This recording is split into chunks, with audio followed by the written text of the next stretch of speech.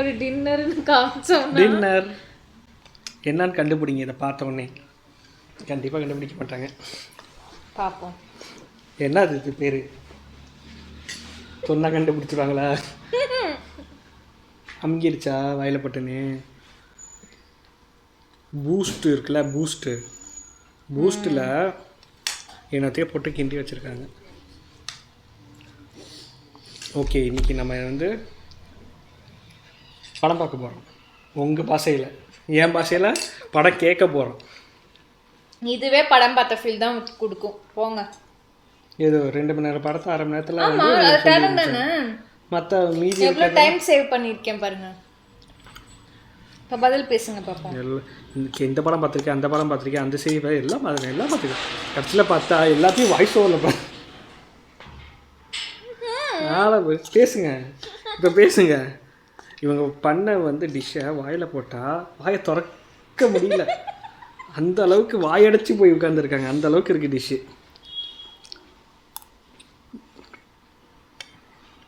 பேசுங்க. என்ன ஊமை வாசல பேசிட்டு இருக்கீங்க? பேசுங்க. வாயடிச்சு போயிட்டேன். நல்லா இருக்கா இல்லையா டிஷ்ஷு? மிரட்டி கேட்டா அப்புறம் நல்லா இருக்கா இல்லையா டிஷ்ஷு? நல்லா இருக்கு. பா சூப்பராக இருக்கு. கொத்து கொத்தாக சாகும் குடும்பங்கள். நீங்க சீரியஸா சொல்லுங்க. அப்புறம் என்னமோ உங்களுக்கு சமைச்சே தரலன்னு கமெண்ட் வரப்போகுது. கரெக்டாக சொல்லவா? என்னன்னா நல்லா இருக்கு, லைட்டாக உப்பு அதிகமாக இருக்கு. எதனால்? உப்பே போடல, அதனால தான் தெரில. உப்பாக இருக்க மாதிரி ஒரு ஃபீல், வேறு ஒன்றும் இல்லை. பார்ப்போமா? ஃபேஸ்லெஸ்னு ஒரு ஜாப்பனீஸ் படத்தை தான் இன்றைக்கி நாம் பார்க்க போகிறோம். ரொம்ப நாளைக்கு பிறகு ஒரு நல்ல படத்தை பார்த்த ஒரு சந்தோஷம், ஒரு திருப்தி எனக்கு இந்த படத்தை பார்க்கும்போது கிடச்சிது. உங்களுக்கும் கிடைக்கும்னு நம்புகிறேன். 2024 வந்திருந்த படத்தில் அப்படி என்ன ஏது இருக்குங்கிறத வாங்க படம் பார்த்து தெரிஞ்சுக்கலாம். இந்த படத்தோட ஸ்டார்டிங் சீனில் ஒரே குடும்பத்தை சேர்ந்த அப்பா, அம்மா, பொண்ணு எல்லாரையும் ரொம்ப கொடூரமாக கொலை பண்ண ஒரு கொலைகாரனை காட்டுறாங்க. அவன் ஜெயிலில் இருக்கிறான். பண்ண தப்புக்கு ஜெயிலில் பிடிச்சி போட்டாங்க. தூக்கு தண்டனை கைதி வேற. கூடிய சீக்கிரம் நரகத்துக்கு போக இருக்கிறவன் இவன் தான். ஆனால் வலுக்கட்டாயமாக வாயிலிருந்து ரத்தம் வர வைக்கிறான். அப்புறம் ஏதோ ரத்த வாந்தி எடுத்தாப்புல ஒரு ஆக்டிங்கை போடுறான். இதை நம்பி போலீஸ்காரங்க அவனை ஆம்புலன்ஸில் கூட்டிகிட்டு போகிறாங்க ஹாஸ்பிட்டல் பக்கம். அப்படி போகும்போது அங்கே இருந்தவங்க எல்லாத்தையும் அடிச்சு போட்டு தப்பிக்க முயற்சி பண்ணுறான். இது ஒரு பக்கம்னா அந்த பக்கம் இவனை பிடிச்சி ஜெயிலில் போட்டவர். இவன் தப்பிச்சு போன பிறகு ஒளிஞ்சு 1 வருஷத்துக்கு மேலே எங்கேயோ வெளியில் வாழ்ந்துக்கிட்டு இருப்பான். அந்த சமயத்தில் ஒரு 3 பேர் கூட அவனுக்கு பழக்கம் ஏற்பட்டிருக்கும். அந்த 3 பேரை அவன் மேலே உங்களுக்கு சந்தேகமே வரலையா? எந்த கட்டத்துலையும் அவன் தான் அந்த கொலைகாரன்னு உங்களுக்கு தெரிய வரலையா அப்படின்னு பிடிச்சி நாக்கா பிடுங்குறாப்புல கேட்டுக்கிட்டு இருக்கிறாரு. யாரு? நம்ம பயில பிடிச்சி ஜெயிலில் போட்டவர், போலீஸ்காரர், இன்ஸ்பெக்டர். இப்போ அவன் தப்பிச்சிட்டான். ஊரே பரபரக்குது. நம்ம இன்ஸ்பெக்டரோட உயரதிகாரி அவரை ஒரு மாதிரி பார்க்கறதுக்காக பம்மிக்கிட்டே வராரு. அவன் உன்னோட மேற்பார்வையில் தப்பிச்சிருக்க கூடாது, தப்பிச்சிட்டான். மக்களுக்கு மத்தியில் இப்போ ஒரு பயம் இருக்குது.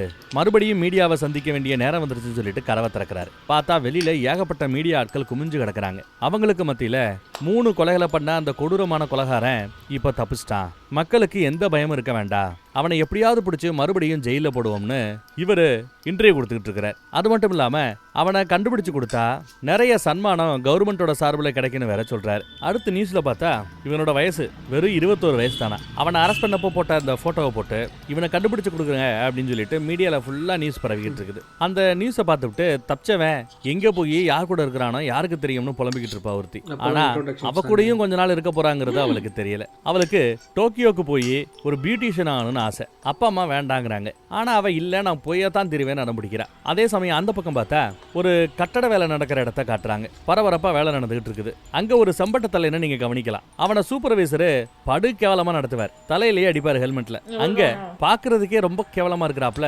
நிறைய முடி வளர்த்துக்கிட்டு தாடி வளர்த்துக்கிட்டு ஒத்தவா இருப்பான். வந்து ஒரு நிமிஷம் ஒரு கையை பிடிடா அப்படின்னு சொன்னதும் பைப்பை போட்டு வரேன்னு அவன் கிளம்புறான். இந்த செம்பட்ட தலையன் நிறைய கடை வாங்கி வச்சிருக்கான் போல. சம்பாதிக்கிற பணத்தை கொடுத்தா வட்டிக்கே பத்த மாட்டேங்குது. 2 குத்து குத்துறாங்க. எப்படா அசலை கொடுக்க போறேன்னு தலைமுடியை கேட்டபடியே பிடிச்சி மிரட்டிக்கிட்டு இருக்கிறான் ஒருத்தன். நெக்ஸ்ட் டைம் எனக்கு முழு பணமும் வந்தாகணும்னு ஊம குத்தா குத்துறியா. ஐயோ அடி வாங்கினவன் குளிக்க வந்தா பக்கத்திலேயே ரொம்ப அகோரமா இருக்கிறா. அவரும் குளிச்சிட்டு இருக்கிறார். நல்லா உத்து பார்த்தா கண்ணத்துக்கு பக்கத்துல லைட்டா ஒரு மச்சம் தெரியும். ஆளு மூஞ்சி கொடுத்தே பேச மாட்டேங்கிறான். அந்த பக்கம் தப்பிச்சு போன அந்த குற்றவாளியை பிடிக்க முடியலையேன்னு உயரதிகாரி ஒருத்தவர் ரொம்ப வருத்தப்படுறார். விடாதவருக்கு பெரிய பெரிய இடத்துல இருந்து கால் வந்துகிட்டே இருக்குதான். அவனை பிடிக்கிறதுக்கு ஏன் இன்னும் காலதாமதம் ஆகிட்டே இருக்குது?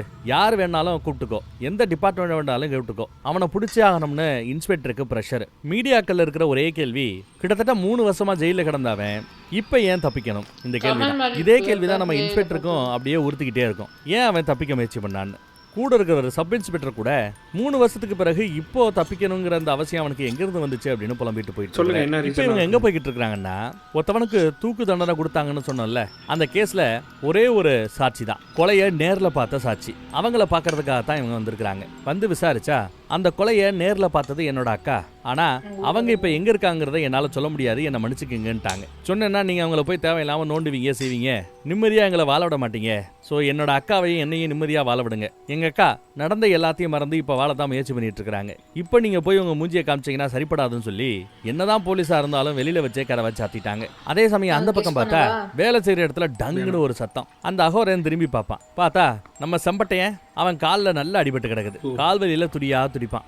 தூக்கி கொண்டு போய் உள்ள ஆஃபீஸில் உட்கார வைப்பாங்க. காலில் நல்லா அடிபட்டு இருக்குது. இன்சூரன்ஸ் எல்லாம் அவங்களுக்கு கிடையாது போல, கம்பெனியும் பே பண்ணாது போல. இன்னும் கொஞ்ச நாள் அவனால் வேலை பார்க்க முடியாது. வேலை பார்க்கலன்னா சோறு தின்ன முடியாது. அவனுக்காக எல்லாரும் காசு போட்டு பணத்தை சேர்த்து அவங்ககிட்ட கொடுக்கலாம், ஏதாவது பொழப்ப ஓட்டுவான்னு சொல்லி முயற்சி பண்ணா அவன் வேண்டாம் வேண்டாங்கிறான். நமக்காக இந்த கம்பெனி 5 பைசா செலவு பண்ண தயாராக இல்லை. அப்போ என்ன பண்ணுறதுங்கிறாப்புல கூட்டத்தில் பேச, அப்போ அந்த அகோரன் இல்ல ஏதோ ஒரு ஃபார்ம் இருக்குதான், தொழிலாளர் நலச்சங்கத்துறையிலிருந்து ஒரு ஃபார்ம் வாங்கி அந்த ஃபார்மை இந்த கம்பெனியில் இருக்கிற ஆட்களை வச்சு ஃபில் பண்ண வைக்கணும். சூப்பர்வைசர் ஃபில் பண்ணி கொடுக்கணும், கையெழுத்து போட்டு கொடுக்கணும். அதை அவங்க தொழிற்சங்கத்துறைக்கு அனுப்பிச்சாங்கன்னா கவர்மெண்ட்டே இவங்களுக்கு பணம் கொடுக்குமா. நம்மளும் பணம் செலவு பண்ணணும்னு அவசியம் இல்லை. பணம் இல்லை. ஃபர்ஸ்ட் ஆஃப் ஆல் சூப்பர்வைசரோ கம்பெனியோ கொடுக்க வேண்டிய அவசியமும் இல்லை, அரசாங்கம் கொடுக்கும். நல்ல ஐடியாவை கொடுத்துருப்பான். எல்லாருக்கும் ஆச்சரியமா இருக்கும். அந்த சம்மந்தமாக சர்ச் பண்ணி பார்த்துட்டு அதான் சரின்னு இப்போ சூப்பர்வைசர்கிட்ட போய் நின்னா அந்த ஆளு இறக்கமே இல்லாம காலில் அடிபட்டு வந்த நம்ம செம்பட்டத்தில் என்ன அடிச்சு மறுபடியும் கீழே தள்ளி, ஏண்டா இப்படியெல்லாம் கொண்டு போய் கொடுத்து கம்பெனி 5 பைசா உங்களுக்கு செலவு பண்ணலன்னு வெளியில காட்ட பாக்குறீங்களா?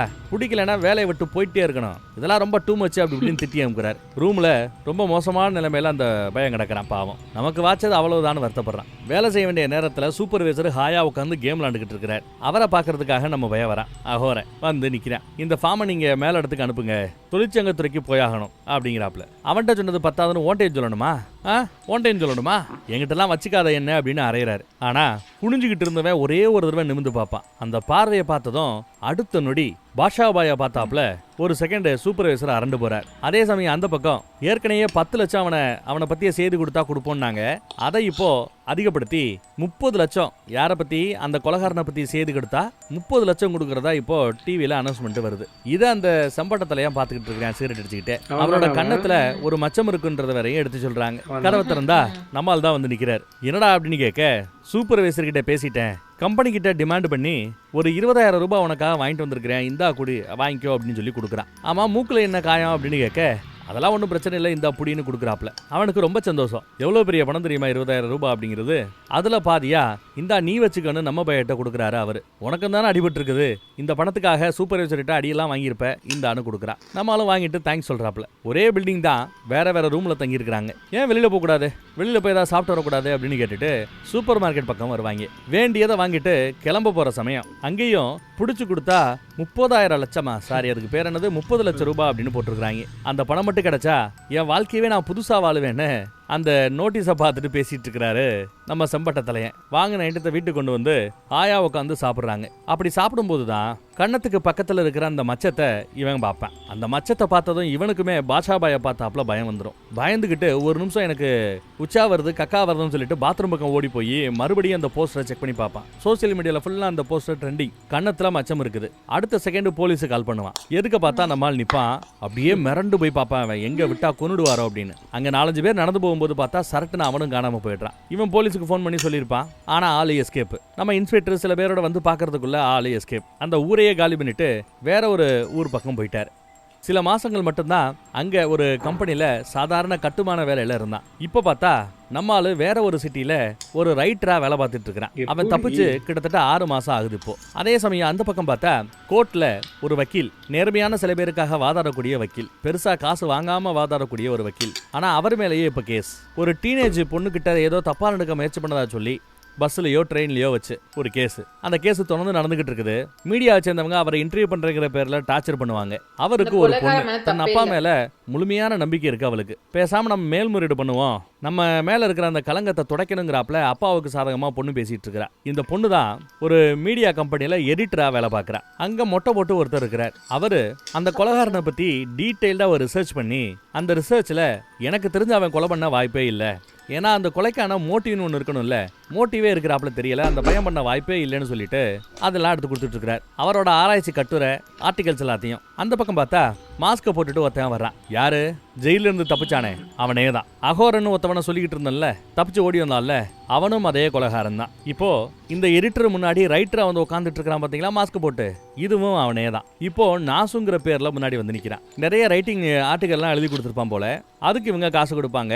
எடிட்டிங்ல ஏதாவது வெட்டுறது ஒட்டுறதெல்லாம் அவங்க பண்ணுவாங்க. இவர் எழுதின அந்த ஆர்டிகல்ல 10ல் கிட்டத்தட்ட 6 ஆர்டிகலுக்கு நிறைய ரேட்டிங்கா. இதே மாதிரி அழகா எழுதிக்கிட்டே இருந்தீங்கன்னா உங்களுக்கு பர்மனண்டான வேலை கிடைக்கிறதுக்கு வாய்ப்பு இருக்குது. இப்போ வரைக்கும் கான்ட்ராக்ட் பேஸ்ல தான் நீங்க வேலை பார்க்குறீங்கன்னு அந்த மாதிரி சொல்லிக்கிட்டு இருக்குது எடிட்டர். அந்த பக்கம் 6 மாசம் ஆச்சு காணாம போன அந்த கொலைகாரனை இன்னும் கண்டுபிடிக்க முடியலையேன்னு நம்ம போலீஸ்காரருக்கு வருத்தம். கொலைகாரனை பத்தி தெரிஞ்சுக்க கொலைகாரன் படிச்ச தங்கின ஒரு இடத்தை பார்க்கறதுக்காக இப்போ இன்ஸ்பெக்டர்லாம் வந்திருக்கிறார். அந்த கொலைகாரன் ஒரு காலத்துல அனாதையா இருந்தாங்க. இப்போ ஓரளவு வளர்ந்து டீனேஜ் வயசை ரீச் ஆகும்போது தனக்கு பின்னாடி இங்க சேரக்கூடிய அனாதை பசங்களுக்கெல்லாம் ஒரு நல்ல கம்பெனி கொடுத்துக்கிட்டு இருந்தவன். அவனோட நினைவுகள் சம்பந்தப்பட்ட போட்டோஸ் இங்க நிறையவே இருக்கும். அங்க ஆசிரமத்துல இருந்த ஒரு அம்மா கிட்ட விசாரிச்சா அவன் ரொம்ப நல்லவன், அவன் இந்த மாதிரி கொலைகள் பண்ண வாய்ப்பே இல்லைன்னு அவங்களும் சர்டிபிகேட் கொடுக்குறாங்க. இந்த பக்கம் நம்ம எடிட்டரமா நம்ம பயலோட ஆர்டிகல் எல்லாம் நல்லா இருக்குன்னு பாராட்டிக்கிட்டு இருக்காங்க. நம்ம மொட்டையரு ப்ராஜெக்ட் ஒர்க் எல்லாம் இனி கொடுக்க ஆரம்பிச்சிடல ஸ்ட்ரெயிட்டாவே அவங்கிட்ட அப்படின்னு பேசிட்டு இருக்கிறார். அந்த ரேஜுக்கு அவருக்கும் பிடிச்சி போச்சு அந்த ஆர்டிகல்ஸ் எல்லாம். ஒரு நாள் ஜோரா மலை கொடை பிடிச்சிட்டு போய்கிட்டு இருப்பா. அந்த பக்கம் கொடையே இல்லாம நனைஞ்சிட்டு போற ஒரு ஆளை பார்த்துட்டு குடுகுன்னு ஓடி போய் கொடை பிடிக்கிறா. நாசு தானே, ரைட்டர் தானே, என்ன நினைஞ்சுக்கிட்டே வந்துட்டு இருக்கிறீங்க, வாங்க பக்கத்துலன்னு பக்கத்துல இருக்கிற ஒரு கஃபேல போய் உட்காந்துக்கிறாங்க. வேண்டியதை சாப்பிடு, என்னோட ஆர்டர் தானே, நான் பே பண்றேன்னு சொல்லிட்டா அவ. இவனு நல்லா பசியாரு நல்லா சாப்பிட்றான். அப்படியே பேசும்போது 2 பேரும் கொஞ்சம் ஓரளவு பேச்சு ஒத்து வருது. இவன் பெருசா தங்குறதுக்கு இடம் இல்லாம சுத்தி திரிறான் அப்படிங்கிற மேட்டர் கேள்விப்பட்டு என்னோட ரூம்ல வந்து தங்கிக்க அப்படின்னு சொல்லி கூப்பிடுறா. அதே சமயம் மீடியா வச்சிருந்த சில பேர் கால் பண்ணி உங்க அப்பா அப்படிப்பட்டவனாவே இப்படிப்பட்டவனாவேன்னு அப்படி இப்படின்னு விசாரிக்க போனை கட் பண்ணிட்டு இந்த பக்கம் வந்து பார்த்தா லைஃப்லயே மொதல் தடவை சரக்கு அடிக்கிறான். அதுவும் இந்த பொண்ணு வாங்கி கொடுத்த சரக்கு தான். சரக்கு அடிச்சு அப்படியே மட்டையாயிட்டான். அவனை கூட்டிட்டு வீட்டுக்கு கொண்டு போய் அவ தான் தங்க வைக்கிறா பாவம். அப்புறம் திடீர்னு பார்த்தா அந்த கொலை சம்பவம் ஞாபகத்துக்கு வரும். அந்த கொலையை பார்த்த ஒரு அம்மா அப்படியே காதை பொத்திக்கிட்டு தலையை கீழே குனிஞ்சுக்கிட்டு ஆணு கத்துறதை காட்டுவாங்க. அடுத்து நம்ம பயலை இன்டர்வியூ பண்ண நம்ம இன்ஸ்பெக்டரை காட்டுறாங்க. நீ தான் கொலைகாரன்னு இன்வெஸ்டிகேஷனை முடிக்க போறேன்னு சொன்னதும் அந்த மாதிரி பண்ணாதீங்க, நான் நிரபராதின்னு உங்களுக்கு தெரியும், ஒழுங்கா இன்வெஸ்டிகேட் பண்ணுங்கன்னு இவன் சத்தம் போட்டதையும் காட்டுறாங்க. அப்புறம் பார்த்தா நீதிபதி இவனுக்கு மரண தண்டனை கொடுக்கறதையும் காட்டுறாங்க. அப்படி தண்டனை கொடுக்கும்போது இன்ஸ்பெக்டர் தலை குனிஞ்சு உட்காந்துருப்பாரு. நம்ம பயலை நிமிந்து அண்ணாந்து கூட அவரால் பார்க்க முடியாது. அதே சமயம் இந்த பக்கம் பார்த்தா இது எல்லாம் கனவுங்க. நம்ம பையன் அப்படி பதறிக்கிட்டு எந்திரிக்கிறான். எந்திரிச்சு பார்த்தா ராத்திரி ஓவரா சரக்கு கொடுத்துறது ஏன் தப்பு தான், எப்போ வேணாலும் எந்திரிச்சுக்கலாம், ரெஸ்ட் எடுத்துக்கலாம், உன் ஆர்டிக்கலை படிக்கிறதுக்கு ரொம்ப ஆர்வமா இருக்கிறேன்னு எழுதி வச்சுட்டு போயிருக்கிறா. அடுத்து அவ திரும்பி வர்றதுக்குள்ள வீட்டில் பார்த்தா விதவிதமா சமைச்சு வச்சிருக்கிறான். அவளும் அதை எல்லாத்தையும் டேஸ்ட் பண்ணி பார்த்துட்டு எல்லாமே சூப்பரா இருக்குன்னு பாராட்டுறா. எழுத மட்டும் இல்ல, உனக்கு கைப்பக்குவம் ரொம்ப அருமையா இருக்குது, சமைக்கவும் கத்துக்கிட்டே வாழ்த்துக்கள்னு பாராட்டுறா. அப்புறம் நான் கிளம்புறேன்னு சொல்லும் போது என்ன உனக்கு தங்குறதுக்கு தான் இடம் இல்லைல்ல, இங்க தங்கிக்க அப்படின்னு சொல்ல ஓசி எப்படி என்னால தங்க முடியும்னு அவன் கேட்பான். டெய்லி எனக்கு சமைச்சு போடு, பதிலுக்கு நீங்க தங்கிக்கோ அப்படிங்கிறாப்புல ஒரு டீல் பேசுறா. டீல் நல்லா தான் இருக்குது. இவனும் தங்கிக்கிறான். ஹாலில் தான் படுத்து கிடப்பான். திருதுப்புன்னு பார்த்தா ஏதோ சத்தம் கேட்டு என்ன சத்தம் அப்படின்னு வெளியில வந்து பாப்பா. தூங்கிக்கிட்டு இருக்கும் போதே இல்லன்னு இவன் கத்துற சத்தம், இவன் அணத்துற சத்தம். டெய்லி போய் ஆறுதலா அங்க கையை பிடிச்சிட்டு உட்காந்துட்டு இருக்கிறது இவ தான். ஒன்னா சமைக்க, ஒன்னா டிவி பார்க்க, ஒன்னா வேலை பார்க்க அப்படின்னு எல்லாமே சூப்பரா போய்கிட்டு இருந்தது. இங்க இருந்தே தூரமா அவ பார்க்க ஆரம்பிப்பான். ஆனா அவனும் விடாது வேலை பார்த்துக்கிட்டே இருப்பான். ஆனா ராத்திரி ஆனா அவனோட இந்த அலறல் சத்தம் அவளுக்கு கேட்டுக்கிட்டே இருக்கும். நிறைய ரிசர்ச் பண்ணி நிறைய விஷயங்களை கேதர் பண்ணி தன்னோட பேக்ல ரெடி பண்ணி வச்சிருப்பான். ஒரு நாள் அந்த பேக்குள்ள என்ன இருக்குன்னு பாக்குறதுக்கு வாய்ப்பு கிடைச்சோம். இந்த பொண்ணு பேக்கை திறப்பா, கிளிப்பெல்லாம் திறப்பா, ஆனாலும் உள்ள என்ன இருக்குங்கிறத பாக்குறதுக்கு மனசு வராது. கிளிப்பை மூடி வச்சிடறா. நம்ம பையன் ராத்திரி அனாத்திக்கிட்டு இருப்பான். அதே சமயம் அந்த பக்கம் பார்த்தா மேல்முறையீடு பண்ணியும் கூட தன்னோட அப்பா குற்றவாளின்னு தான் நியூஸ் வந்திருக்குது. அவங்க பண்ண எல்லாமே தப்பு, அவங்க விசாரிச்ச முறை தப்புன்னு இந்த எடிட்டரு தன் அப்பாவுக்கு சப்போர்ட்டா இன்னும் நிக்கிறா. ஒரு நிரபராதியான எனக்கு தண்டனை கொடுத்துட்டாங்க, தண்டிக்கப்பட வேண்டிய குற்றவாளி இப்ப வெளியில தெரியுறான், அவனால இன்னும் எவ்வளவோ டீனேஜ் பெண்கள் பாதிக்கப்பட போறாங்க. என்னை பத்தி இவங்க தப்பா எழுதுறதோ எனக்கு தண்டனை கொடுக்கறதோ பெரிய விஷயம் இல்ல, ஆனா அவன் தப்பிச்சு வெளியில இருக்கிறானே அவனால இன்னும் சில பெண்கள் பாதிக்கப்படுவாங்களேன்னு தான் எடிட்டரோட அப்பாவுக்கு வருத்தம். வீட்டு பக்கம் வந்தா ஒரு மாதிரி டென்ஷனாவே இருப்பா. என்ன ரொம்ப டென்ஷனா இருக்கீங்களேன்னு சமைக்கும் போது அவன் லைட்டா விசாரிப்பான். தன் அப்பாவுக்கு நடந்த அநீதியை பத்தி எடுத்து சொல்லி வருத்தப்படுவா.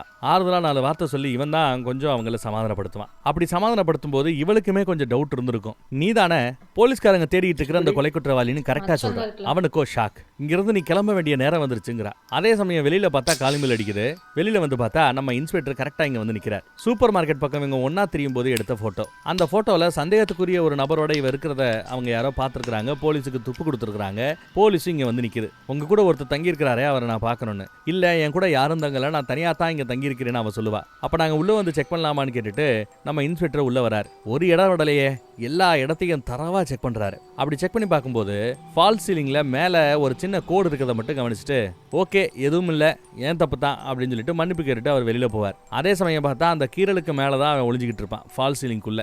அவனை வெளியில கீழே இறக்குவா. அதே சமயம் வெளியில பார்த்தா சப் இன்ஸ்பெக்டர் கிட்ட அவன் உள்ளதான் இருக்கிறான், கவனமா இருக்கணும் அப்படிங்கிறாப்புல எச்சரிக்கையும் கொடுக்குறார். இவன் இறங்கி ரொம்பவே தேங்க்ஸ் சொல்றான். எனக்கு உதவி பண்ணதுக்கு ரொம்பவே நன்றிங்கிறான். அதே சமயம் மறுபடியும் காலிங் பெல் அடிக்கிற சத்தம். யாரா இருக்குன்னு போய் திறந்து பார்த்தா விருட்டுன்னு திறந்துக்கிட்டு இன்ஸ்பெக்டர் சப் இன்ஸ்பெக்டர் 2 பேருமே உள்ள புகுறாங்க. அந்த பய கூட பயங்கரமான சண்டை. அவனை பிடிக்கிறதுக்காக இன்ஸ்பெக்டர் எவ்வளவோ முயற்சி பண்றாரு. கண்ணா பின்னாடி ஏகப்பட்ட ஐட்டம் உடையும், அப்படியே நொறுங்கும். ஒரு கட்டத்துல அவர்கிட்ட துப்பாக்கி, இவங்கிட்ட கத்தி. குத்திருவேன்னு இவன் மிரட்டுவான், சுற்றுவேன்னு அவர் மிரட்டுவார். நினைச்சிருந்தா தாராளமா சுட்டிருக்கலாம். நான் என்ன சொன்னாலும் நான் நிரபராதிங்கிறத நீங்க நம்ப போறது இல்ல, இதுக்கு மேல எனக்கு வழி தரலங்கிறான். அதே சமயம் கூட இருக்கிறதோ பேசாம சுடுங்க, சுட்டு பிடிக்கலாம் அப்படிங்கிறாரு. ஆனாலும் இந்த பையன் சுடமாட்டாரு. ஒரு ஸ்டட்டுக்கு மேல அப்படியே சுடலாம் அப்படின்னு யோசிக்கும் போது நம்ம பையன் அந்த பக்கத்துல இருந்து பின்னாடி குதிப்பான். சுட போற சமயம் அப்படியே கையை தட்டி விடுறாங்க நம்ம ஹீரோயின். ஒரு கார் மேல விழுந்து பெருசா அடிபடாம சேதாரத்துல இருந்து தப்பிச்சிருவான். தப்பிச்சு ஓடுறான். பின்னாடியே சில பேர் விரட்டுவாங்க.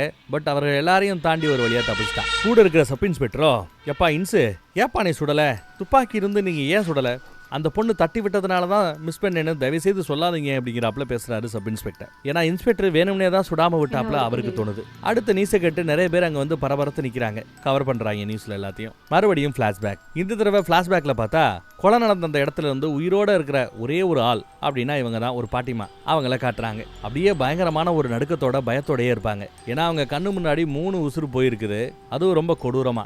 அதை பார்த்து அப்படியே பயத்துல ஒரு பெரிய மன அழுத்தத்தில் இருக்கிறாங்க. கொலை நடந்த இடத்துல ஒரு அம்மா இருக்குது. ஆனா அந்த அம்மா பயங்கரமான ஷாக்ல இருக்கிறதுனால ஒரு முடிவுக்கு வர முடியல. ஆனா கூடவே இன்னொரு பையன் இருந்தான். வயசு ஒரு 18 வயசு தான். அவன் கையில அந்த வெப்பன் இருந்தது, நிறைய ரத்தமும் இருந்தது அப்படிங்கிறாப்புல எடுத்து சொன்னதும் சரி, அப்ப கேஸுக்கு ஏத்த ஒரு சரியான ஆளை வந்தான், அவனையே பிடிச்சி உள்ள போடலாம் அப்படிங்கிறாரு உயரதிகாரி. இவருக்கு தயக்கமா இருக்குது.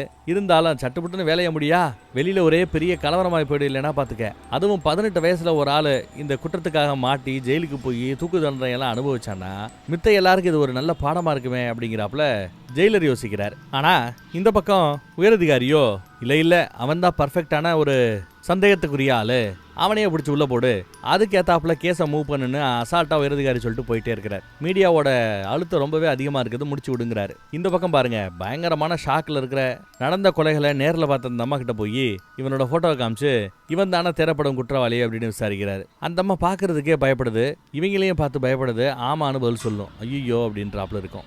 உடனே கிளம்பிட்டாரு. அவன் மேல எஃப்ஐஆரை போட்டு கேஸை முடிச்சு ஆயுள் தண்டனை இல்ல மரண தண்டனையை வாங்கி கொடுத்துட்டார். நம்ம போய் அதை தாங்கிக்க முடியாம துடிப்பா ஒழுங்கா நீங்க விசாரணை பண்ணுங்க, தப்பா விசாரணை பண்றீங்கன்னு கத்து வாங்கி இருந்து ஒரு மனக்கசப்புல தான் இருக்கிறார். கோர்ட்ல கூட நீதிபதி தீர்ப்பு கொடுத்ததுமே திரும்பி பார்த்தது இவனை தான். யாரு? நம்ம ஹீரோ திரும்பி பார்த்தது இவனை தான். அவர் ஒரு குறுகி போன நிலைமையில அப்படியே உட்காந்து கிடப்பார். அவர் உட்காந்துருக்கிற இடத்துக்கு மேல பார்த்தா போஸ்டர்ல எப்படி இவன் டிசைன் பண்ணிக்கிறான், விதவிதமா தன்னை தோற்றத்துல மாத்திக்கிறான். அவனோட விதமான பலவித தோற்றங்கள் எல்லாமே மேல வரையப்பட்டு ஓட்டப்பட்டிருக்கிறது. அதே சமயம் நம்ம பைய தலைமுடியெல்லாம் கட் பண்ணிட்டு ஷேவ் பண்ணிட்டு ஆளை இப்ப கொஞ்சம் வித்தியாசமா இருக்கிறான். முழுமையா தோற்றத்தை மாத்திட்டான். இப்பதான் முகமே அழகா அலட்சணமா தெரியுது. ஒரு புது இடத்துல வேலைக்கும் சேர்ந்துட்டான். இந்த பக்கம் பார்த்தா மீடியால ஒரே பிரஷர். அவனை கண்டுபிடிச்சு கொடுத்தா 50 லட்சம்னு வேற அனௌன்ஸ்மெண்ட்டை கொடுத்துட்டாரு. நம்ம பைய அங்க இருந்து எஸ்கேப் ஆகி கிட்டத்தட்ட $300 ஆகி போச்சு. இப்ப பார்த்தா திடீர்னு ஒரு புது கேஸ். ஒரே குடும்பத்தை சேர்ந்த 4 பேரை ஒருத்தன் கொலை பண்ணி இருக்கிறான். அவனை பிடிச்சி விசாரணை பண்ணிட்டு இருக்காங்க. கொலையை நீதாண்டா பண்ணன்னு கேட்டா ஒத்துக்கிறான், அவனுக்கு பிரச்சனையே கிடையாது. ஆனா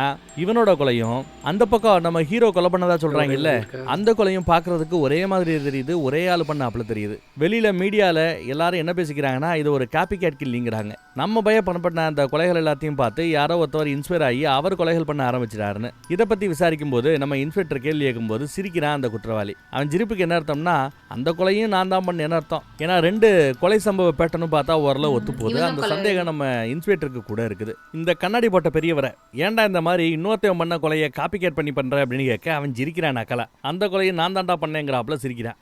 இவருக்கும் ஷாக் ஆகுது. இதே நியூஸை அந்த பக்கத்தில் நம்ம ஹீரோவும் கவனிக்கிறார். 4 பேரை ஒரே குடும்பத்தை சேர்ந்த 4 பேரை கொலை பண்ணிவிட்டு ஒரு சீரியல் கொலைகார ஒரு சைக்கோ வித்தியாசமாக சிரிச்சிட்டு போகிறத கவனிக்கிறான். இந்த முகத்தை பார்த்ததும் அவனுக்கும் ஞாபகம் வருது. ஏன்னா இவனை தண்டிச்சாங்கல்ல அந்த கொலைகளை பண்ணதும் அவன் தான். அடுத்து பார்த்தா வழக்கத்துக்கு விட ஒரு பொண்ணு அதான் டோக்கியோவில் போய் நான் பியூட்டிஷியன் ஆக போறேன்னு சொன்ன பொண்ணு அப்புறம் அதெல்லாம் ஒன்றும் சரிப்பட்டு வரலன்னு மறுபடியும் வீட்டுக்கே வந்துருச்சு. இப்போ அந்த கிராமத்திலேயே வேலை பார்க்குது ஒரு முதியோர் இல்லத்தில். வேலைக்கு லேட் ஆயிடுச்சுன்னு கிளம்பிக்கிட்டு இருக்கும்போது என்ன வழக்கத்தை விட ஓவர் பூரிப்பா கிளம்புற, ஓவர் மேக்கப்பா இருக்குன்னு வீட்டில் இருக்கிறவங்களே விசாரிக்கிற ரேஞ்சுக்கு ஆயிப்போச்சு. அதெல்லாம் ஒன்றும் இல்லைன்னு சொல்லிட்டு இங்கே வரா. இங்கே வந்து பார்த்தா இவளை ஒரு டிபார்ட்மெண்ட்ல இருந்து இன்னொரு டிபார்ட்மெண்ட்டுக்கு மாத்துறாங்களாம். அதனாலதான் ரொம்ப குஷியா இருக்கிறா. அங்கதான் நம்ம ஹீரோவும் வேலை பார்க்கிறார். நம்ம ஹீரோ வேலை பார்க்குற டிபார்ட்மெண்ட்டுக்கு மாறி போறதுனால தான் இவ ஓவர் குஷியா இருக்கிறா. வாமா போலான்னு நம்ம பைய கூப்பிட அப்படியே பின்னாடியே பொட்டிப்பாம்பா வரா. மேல வந்து பார்த்தா அங்க இருக்கிற ஒவ்வொரு முதியோர்களையும் அவளுக்கு அறிமுகப்படுத்தி வைக்கிறான். அதுல ஒரு ஆள் தான் இவ. நல்லா உத்து பார்த்தா தெரியும் நம்ம ஹீரோவோட கேஸ்ல நம்ம ஹீரோ தான் கொலை பண்ணான்னு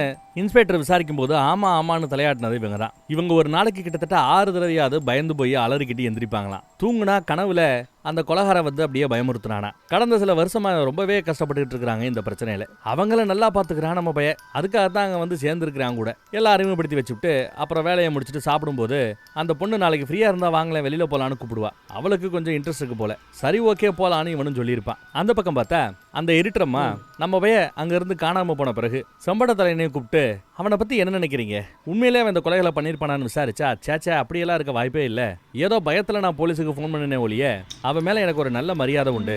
சொல்ல போனா எனக்கு உதவிதான் பண்ணா, நான் தான் அவசரப்பட்டுட்டேங்கிறாப்புல அவர் சொல்லுவார். இவங்க 2 பேருமே அவன் நல்லவேங்கிற ஒரு முடிவுக்கு வராங்க. அதே சமயம் அந்த பக்கம் பார்த்தா ஒரு பெரிய ஆறு உறைஞ்சு போய் பனியா கிடக்குது. இந்த இடத்துக்கு அந்த பொண்ணு அடிக்கடி வருவா போல. தனக்கு பிடிச்ச இடம், தனக்கு பிடிச்ச ஆளோட வரணும்னு இவனையும் கூட்டிட்டு வந்திருக்கான். அப்படியே இயற்கையை போட்டோ எடுக்கிறாப்ல, வீடியோ எடுக்கிறாப்ல. டப்புன்னு திருப்பி நம்ம பயல வீடியோ எடுக்கிறா. அவன் அதை பார்த்துட்டு அப்படியே விட்டுட்டு அந்த பக்கம் திரும்பிடுவான். இவ வீடியோ எடுக்கிறது அவருக்கு தெரியாது. ஏதோ சும்மா போனை திருப்பி இருக்கிறா, போட்டோ எடுக்க முயற்சி பண்ணிருக்கிறா. அதுக்குள்ள நாம திரும்பிட்டோன்னு அவன் நினைச்சிட்டு இருக்கிறான். ஆனா லைட்டா வீடியோ ரெக்கார்ட் பண்ணி வச்சிருக்கிறா. அவன்கிட்ட ஜாலியா சந்தோஷமா பேசிக்கிட்டு இருப்பா.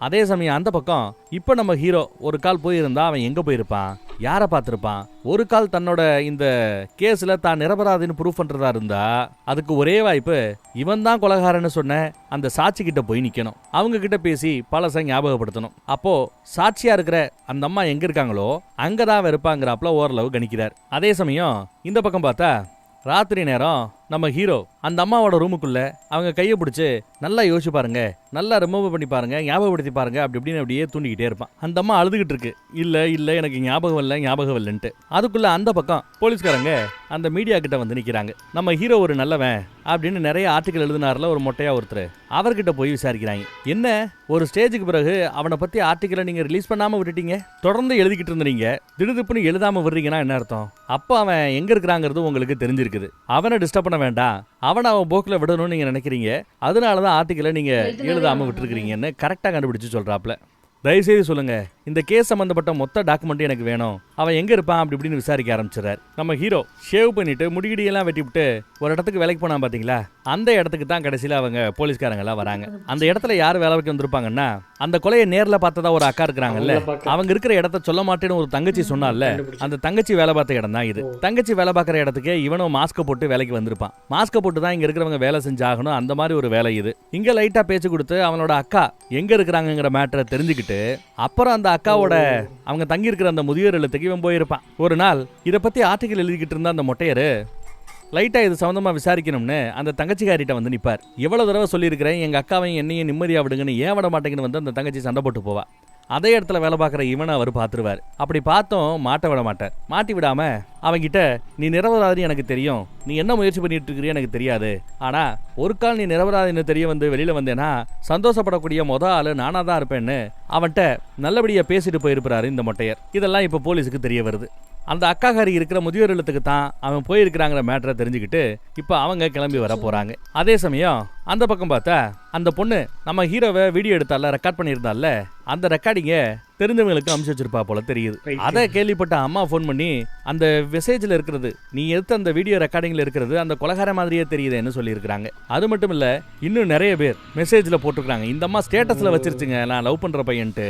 அதை பார்த்துட்டு பல பேர் மெசேஜ் பண்ணிருக்காங்க, இவன் பாக்குறதுக்கு அந்த கொலகார மாதிரி இருக்கிறான், கொலகார மாதிரி இருக்கிறான்னு. ஒரு செகண்ட் ஆடி போறாங்க இவங்க. இங்க பார்த்தா மறுபடியும் அந்த அம்மா கிட்ட போய், இப்ப நேரம் இல்ல, நல்லா யோசிச்சு பாருங்க, இன்னும் நீங்க எனக்கு எதுவும் ஞாபகம் இல்லைன்னு சொல்ல முடியாது, என் வாழ்க்கை இதுல அடங்கி இருக்குது, தயவுசெய்து நல்லா யோசிங்கன்னு அவங்களை நல்லா யோசிக்க வைக்கிறான். அதே சமயம் அந்த பொண்ணு இங்க பக்கம் வந்துடுறா. நடக்கிற கூத்த பார்த்துட்டு இவன் ஒருவேளை நல்லவனா இருப்பானோ, தன்னோட நிரபராதைய தான் நிரபராதிங்கிறத ப்ரூவ் பண்றதுக்காகத்தான் அதெல்லாம் பண்றானோன்னு அவளுக்கு ஒரு நினைப்பு இருக்கும். அதுக்குள்ள போலீஸ் வெளியில வந்துருச்சு. எனக்கா ஒரு உதவி பண்ண முடியுமான்னு அந்த பொண்ணு கிட்ட கேட்பான். அவங்களும் சரிங்கிறாங்க போல. அடுத்த நொடி பார்த்தா அவங்க கழுத்திலேயே கத்திய வச்சுட்டு, யாராவது உள்ள வர பாத்தீங்க அறுத்து போட்டு போயிட்டே இருப்பேன்றாப்ல மிரட்டுறாங்க. இதையெல்லாம் யாரோ சில பேர் லைவ்ல டெலிகாஸ்ட் பண்றாங்க. அவன் அங்கதான் இருக்கிறாங்கிறது தெரிஞ்சு போச்சு. அந்த மேட்டரை கேள்விப்பட்டு அந்த பொண்ணு எரிட்டரமா இங்க வேகமா கிளம்பி வருது. மீடியாக்காரங்க நிறைய பேர் குமிஞ்சிட்டாங்க. அவங்கெல்லாம் அந்த முதியோர் இல்லத்துல வெளியில இருந்து லைவ்ல டெலிகாஸ்ட் பண்ணிட்டு இருக்காங்க. ஆனா இப்போ உள்ளேயே பார்த்தா அந்த பொண்ணுகிட்ட மொபைலை கொடுத்து, இப்போ நான் அவங்கள விசாரிக்க போறேன், இதை நீ டெலிகாஸ்ட் பண்ணுன்னு நம்ம பைய கொடுத்து டெலிகாஸ்ட் பண்ணிக்கிட்டு இருக்கிறான். அதுல அந்த அம்மா கிட்ட நல்லா யோசிச்சு பாருங்க,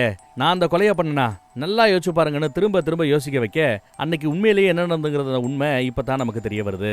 ஆக்சுவலா அந்த ஏரியா பக்கம் நம்ம பையன் நடந்து போய்கிட்டு இருப்பான். திடீர்னு ஒரு வீட்டுக்குள்ள கதறல் சத்தம் கேட்குது. அந்த சத்தத்தை கேட்டுட்டு, ஹலோ வீட்டுல யாராவது இருக்கீங்களா, நான் உள்ள வரேன்னு சொல்லிக்கிட்டே தான் உள்ள வருவான். உள்ள வந்து பார்த்தா நிறைய ரத்த கலரியா கிடக்கும். கடைசியா பார்த்தா அந்த கொலகாரன் அசால்ட்டா ஒரு ஆளை கொண்டு போட்டுட்டு கொல்லப்புறத்து டோர் வழியா அசால்ட்டா போய்கிட்டு இருப்பான்.